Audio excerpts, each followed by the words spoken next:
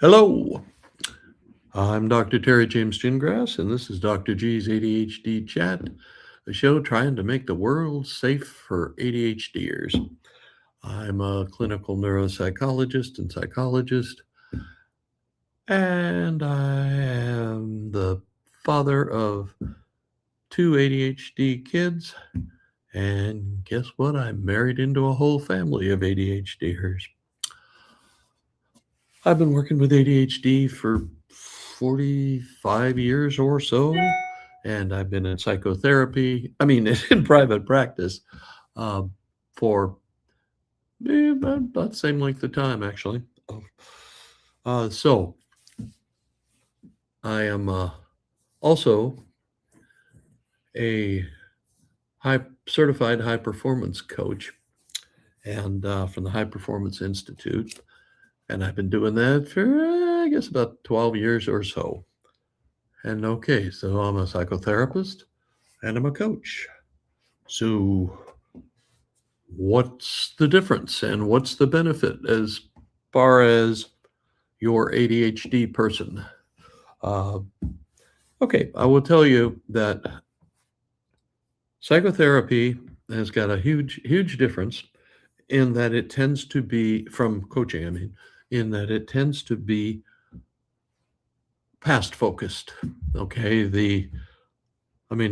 Nobody, well, very few people do the psychoanalytic sort of thing that Freud developed, but there are people that still practice that type of therapy, but it is totally, past oriented. What happened in your childhood? What are the traumas you're carrying with you, and all this kind of thing. And in general, that is the for all types of psychotherapy. It's more of a past orientation in the sense that we're looking at.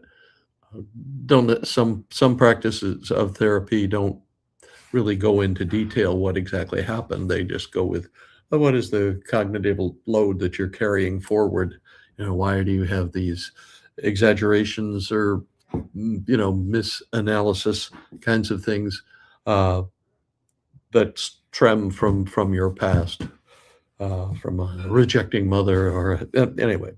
It's very past oriented, and of course, it is focused on pathology. Uh, the insurance companies don't pay if there's no pathology, so you have to have a diagnosis for your kindly neighborhood therapist to get paid by the insurance companies. And there are some therapists who have said, the heck with all this insurance company stuff. I'm going to just charge it a rate and have people pay me directly. In my area, that hasn't been very effective. I know a few people who've tried it. It depends a lot on your area. If you're in a pretty well healed area, I'm an area that's pretty financially above average. That might not be a big deal. Matter of fact, for the benefits you get of privacy and all that sort of thing, a lot of people would prefer that. I don't want anybody knowing my business, so I'm going to pay this guy instead of going to the guy down the street who bills my insurance. But I still get that stupid copay, so it's in this day and age, it's hard not to get into how the rackets of big business. But the whole psychotherapy thing, it's very past oriented, it's very pathology oriented, and the therapist is in charge and determines the direction of therapy and that sort of thing. Most of us will also, include the client, or no, well, for psychotherapy, it's a patient. That may also clue you in that there's a difference. So you're dealing with trauma from the past that's causing probably anxiety or depression. Those are the two most common things we see. I used to have a little more varied practice because I have a postdoc in behavioral medicine, so I saw a lot of chronic pain. I am a neuropsychologist, and so I saw a lot of brain injuries and neurologic assessments and that kind of thing. But most psychologists or most psychotherapists are there to do psychotherapy, and that's pretty much it. And they're by and large dealing with anxiety, depression, some specialize in substance abuse, but uh, not all that many, honestly. So, though that's what psychotherapy is. Coaching, which hasn't really been around that long as a separate sort of service, shall we say, um, it comes largely out of positive psychology, which started hearing about that in the 80s sometime, I think, is the earliest I remember it. But positive psychology, which was out of the human potential movement, and you know, go to California and wear flowers in your hair and all that stuff. Uh, the it is based on human potential, based on the idea that humans are born with almost no natural instincts, and everything we do know how to do is because we learned it. I wasn't born knowing how to tie my shoes. I was taught how to tie my shoes. Uh, I was not born knowing how to field a baseball or hit a golf ball or read any of those things. They are all taught. And frankly, one of my pet peeves is that a lot of people think that everything is genetic, and that especially coaches have a tendency to think, well, your brother's a great athlete, so you've got to be a great athlete, or your brother isn't worth poo, so you're probably not worth poo, which has got nothing to do with sports or being a coach of any kind of coach, And of course, one of the problems coaching has is that for a large number of people, the coach is the guy with the whistle and a bag full of basketballs or baseballs that's teaching basically how to play a sport. But no, coaching is about improving your performance, and it's very human potential oriented. And we're not going to say you can't do that. We're going to say let's work on this and see what we can get, how we can improve your performance. How can we get you to be the best, whatever you can be? And the big benefits for an ADHD child is that it's more action oriented. It's not spending a lot of time thinking about what happened to you in your life, or going over the insults and injuries, that sort of thing. It's more action oriented and more like, where do we want to get to? What can we do and how do we get there? And it's very behavior oriented in that we're gonna do this to see if that can happen because we did this kind of thing. It's very, very optimistic oriented. Let's not going to say you can't do this, but we're not going to stop just because you're at the average. We're going to go until we get to where you want to be. And a lot more of the input in that, the decisions, where we go, when we stop, that sort of thing, are more in the client's place. Notice, client, not patient. There's a big difference, okay? The client has more control. The client basically determines the direction. When I'm working with somebody in a coaching situation, I need to know where they want to go, what they want to improve. Do they want to give better presentations? Do they, that sort of thing? Do they want to start a business and are looking at how do I need to go about doing that, and why Why do I keep holding myself back? Why don't I do all I can do? I know I can do more better than I am now. Why am I not doing that? And it's so it's like I said, it's very action oriented. It is very future oriented. It is not going to limit you. It's going to say, let's try it. Let's get you on a higher level. Let's get you on a higher plane than you are now, and see um, how far we can go with that. How far you can go with that. It's not me. I'm not going. You're going. And so the client is a lot of the side effect of that is that a lot of people with ADHD, but just any client, a lot of them go further than they thought they could, because there are no limits on the upper half. It's not like, oh, normal, we stop at normal. No, if you want to do superhuman stuff, let's go. Let's give it a try, see what happens. We have a lot of people who do a lot of coaching that are, doing way more than they thought they ever could. And there are a lot of people who have been coached who are doing more than they ever thought they could. It's, uh, the limits, you establish the limits, the client establishes the limits. It's not the, uh, not the therapist or the coach saying, no, you're good enough, and it's not the insurance company saying, well, you've been seeing this person too long, so you got to quit having psychotherapy. They don't do that with coaching sessions because they aren't in the loop at all. And that's my favorite part of it. The other thing that we need to talk about a little bit is that oftentimes an ADHD person will have both psychotherapy and coaching. Because we know that ADHDers have a rough time sometimes. It's not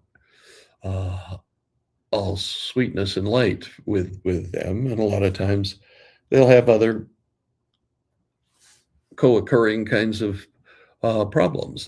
They might be anxious, or they might be depressed. Nobody loves me. Nobody likes me. Everybody's always telling me I'm doing something wrong. And a lot of times that's so bad that you need to have a psychotherapist involved. But when you're looking at the growth side of things, and you want an action-oriented kind of approach that's very behavior-oriented, behavior change, you may want coaching as well. It's, there's no, and this happens all the time. It'd be somebody, oh yeah, I'm seeing a therapist, and oh, and okay, so do you want me to coordinate with him or her, or do you want to keep them both separate? Whatever way. Like I said, the client is in charge. Of course,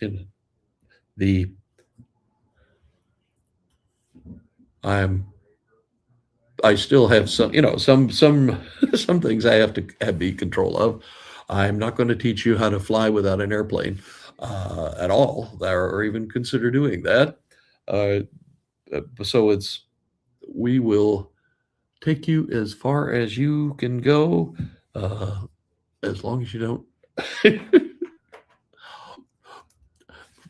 jump out of a tree or something and try to fly. That's a limit. But everything else is important to not have limits, to not say, oh, you can't possibly do that. You can do it if you want to do it. I've seen ADHDers do amazing things. I don't know how many ADHD people are lawyers or doctors or ER techs or ER docs. Anytime you think, oh, ADHDers will be awful at this. There's somebody who's done really well at it. Accountants, that surprised me a lot, frankly. I could not understand what there was about accounting that could be that gratifying for somebody who's, you think of an ADHD person, you think of somebody who's a little more action oriented, who wants something, a little more intensity. And indeed, they do insist on intensity, but accountants can have intensity too, when they, especially I understand around income tax time, uh, they get pretty good intensity there for a while. But there are people who can do it, and I mean, I had a patient who was dyslexic, had ADHD, and he came from a long line of lawyers, and it was not trial lawyers. It was, your standard bread and butter, mom and pop. Oh yeah, let's do a will. Let's, set up a retirement plan. That more family kind of lawyering. And I mean, and he was not a little bit dyslexic. He was a whole bunch. So I was doing the evaluation with him, so he could take the LSATs, which is the test you have to have to get into law school. And he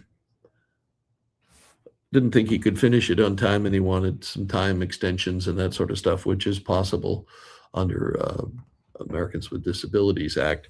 And but he needed an evaluation by somebody like me to justify it. So I said, boy, you sure you want to, oh yeah, my dad's a lawyer, my grandfather's a lawyer, my great grandfather was a lawyer. I was like, oh, okay.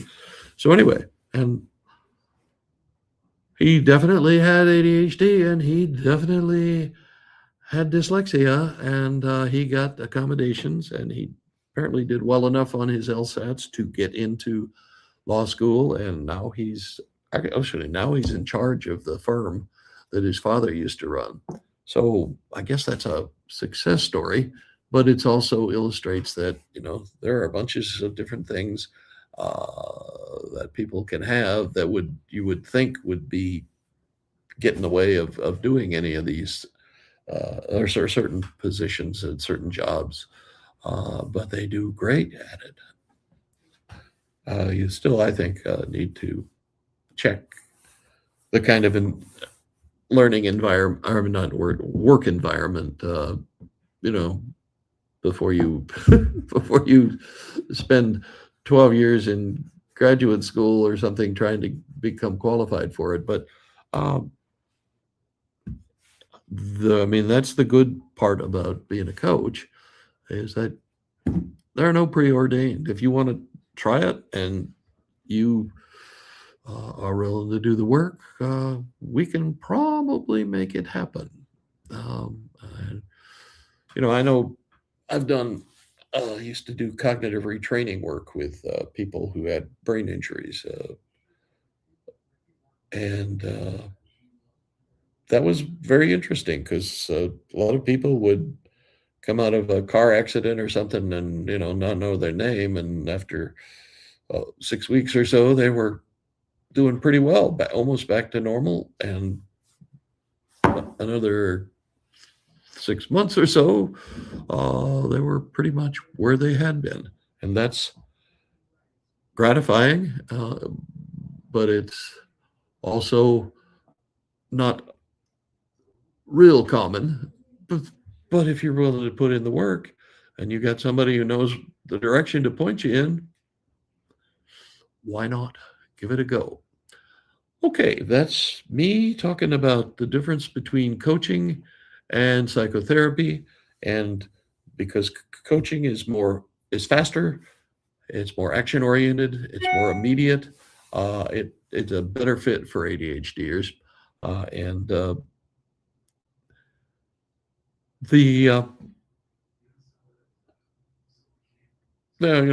well, ADHD is it's such a growing field as far as the people that are interested in it, the people that are doing research in it, the people that are writing about it, the people that are treating folks with ADHD.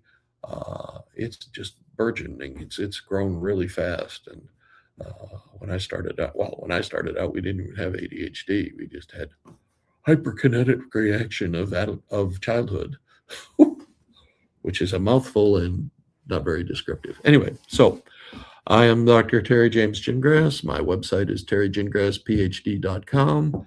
I am a coach and a psychotherapist and a neuropsychologist and a whole bunch of other things. And if I can help you in any way, let me know. You can get in touch with me through my website. I also have, what are we calling them? Discovery calls. The discovery call for coaching that you can get from my website. Just, it's one of these Calendly things that I am more or less familiar with. And it works. I don't know exactly how, but it works. And I'm still basically a paper and pencil kind of guy, but I'm working on this computer stuff. Okay, we'll catch you next week. And if you have any ideas for topics you'd like me to cover, let me know. And if you have any comments, please let me know. All right, we will catch you later. Remember, making the world safe for ADHD.